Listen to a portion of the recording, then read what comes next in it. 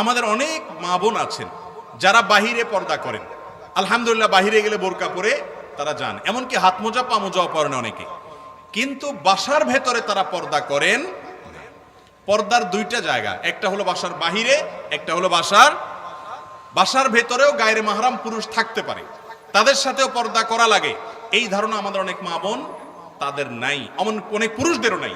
এবং এইটা না করার কারণে, যেটাকে খাস পর্দা বলা হয়, বাড়ির অভ্যন্তরে পর্দা বলা হয়, এই পর্দাটা না থাকার কারণে অনেক মহিলারা আছে ৫ ওয়াক্ত নামাজি, বাহিরে বোরকা পরেন, সব ক্ষেত্রে তার ঠিক আছে।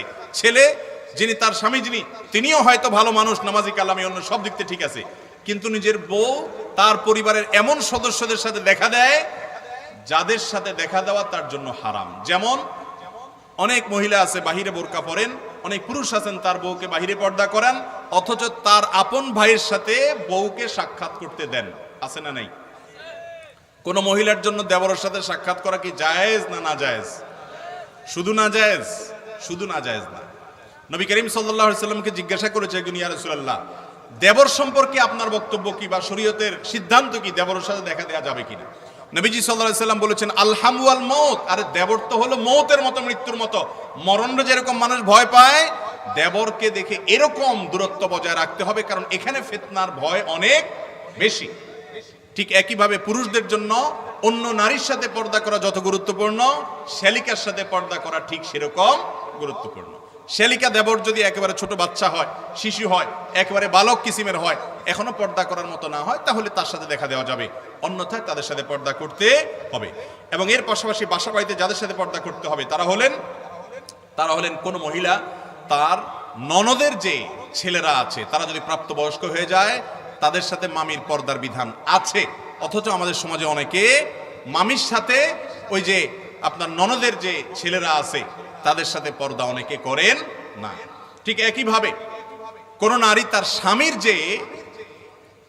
যে আপনার ভাই বোনের যত ছেলে মেয়ে আছে, ভাতিজা আছে, যারা স্বামীর যে ভাতিজা আছে তাদের সাথেও পর্দা করতে হবে।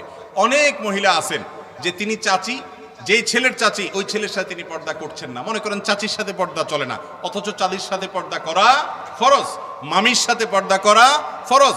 অতএব দেবরের বা ভাসুরের ছেলে যদি পর্দার উপযুক্ত হয় তার সাথে পর্দা করতে হবে। ননদের যদি ছেলে হয় পর্দার উপযুক্ত, তার সাথে পর্দা করতে হবে। ননদের স্বামী যদি হয় তার সাথে পর্দা করতে হবে। একইভাবে স্বামীর ভগ্নিপতি, তার সাথেও কি করতে হবে? পর্দা করতে হবে। বাসার অভ্যন্তরে বিশেষ করে পরিবারের মধ্যে এ ধরনের পর্দা করাটা অনেক টাফ, কিন্তু যৌথ ফ্যামিলিতে এরকম পর্দা করার জন্য দরকার সদিচ্ছা। অনেক মা বোনরা আছেন নিজেরা পর্দা করতে চান, পুরুষরা তাদেরকে বরং অসহায়তা করেন। অনেক মুরব্বীরা আছেন, দাড়ি পাকা মুরব্বী, ৫ ওয়াক্ত নামাজ পড়েন, ওনার বৌমা তাঁরই ছেলের সাথে, দেবরের সাথে পর্দা করতে চায়, কিন্তু তিনি দেন না, বরং বাধা দেন। আছে না নাই? এই লোকগুলোর নাম হাদিসে কি দিছে জানেন? এদের নাম হাদিসে দিছে দায়ুস। হাদিসে কি নাম দিছে ভাই? আমাদের সমাজে অনেকে মনে করে মহিলাদেরকে দায়ুস বলা হয়, এটা ভুল ধারণা। হাদিসে আসছে আদ-দায়ুস আল্লাযী ইউকিরু ফি আহলিহি আল-খাবাস, যেই ব্যক্তি তার পরিবারের মহিলারা, পরিবারের লোকেরা পর্দার খেলাপ চড়ে, সে সেটা দেখে সেটাতে সন্তুষ্ট, তাহলে এই ব্যক্তি হলো দায়ুস। আর দায়ুস কখনো জান্নাতে যেতে পারে?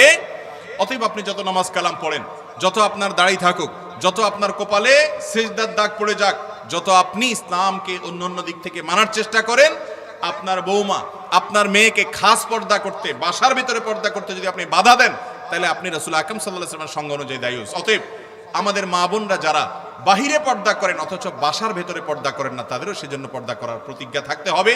জয়েন্ট ফ্যামিলি যদি হয় তাহলে সেক্ষেত্রে আমরা ছোটবেলায় দেখেছি, বিশেষ করে এতদ অঞ্চলের একটা কালচার ছিল, সারা বাংলাদেশেই কম বেশ ছিল, যে পরপুরুষ যখন বাসায় ঢুকতো, সেখানে যদি কোনো পরনারী থাকতো যার সাথে বিবাহ বন্ধনে আবদ্ধ হওয়া জায়েজ, তার সাথে পর্দা মানা আবশ্যক, সেই মহিলা থাকলে পুরুষ ঢুকার সময় গলা পরিষ্কার করতো, এমন ভাবে ঢুকতো, আওয়াজ দিয়ে ঢুকতো, যাতে করে মহিলারা সেফ সাইডে চলে যায়। এগুলো ছিল কি ছিল না? এখন আছে এগুলো? নাই।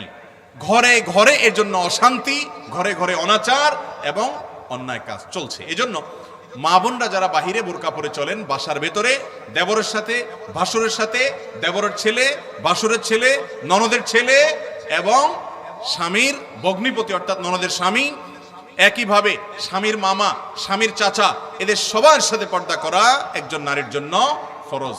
কোন নারীকে পর্দা করতেও যদি তার স্বামী অসহায়তা করে যে না আমারই তো আত্মীয় স্বজন, আমারই তো আপন ভাই, কিসের পর্দা, তাহলে সেই পুরুষ হয় জাহেল আর না হলে কাট্টা ফাসিক, আল্লাহর বিধানকে অস্বীকারী। আল্লাহ তাআলা আমাদের সকলকে বাসার ভেতরে বাসার বাহিরে সব জায়গায় আল্লাহর এই গুরুত্বপূর্ণ ফরজ বিধানকে মেনে চলার তৌফিক দান করুন। সবাই চেষ্টা করবো তো ইনশাআল্লাহ। আমরা এখানে সবাই পুরুষ, আমরা নিয়ত করি আমাদের স্ত্রী, আমাদের কন্যা, আমাদের বোন, তাদেরকে আমরা পর্দার সাথে পরিচালিত করব, বাসার ভেতরে পর্দা করতে সহায়তা করব। যৌথ ফ্যামিলি যদি হয়, পুরুষরা ঢুকতে আওয়াজ দিয়ে বের হবে, মহিলারা বের হতে ঘোমটা দিয়ে বের হবে, যাতে করে কারোর সাথে কারোর মুখোমুখি না হয় এবং পর্দার খেলাফ কোনো সাক্ষাৎ না হয়। আল্লাহ তাআলা আমাদের সকলকে এই ফরজ বিধানটা মেনে চলার তৌফিক দান করুন।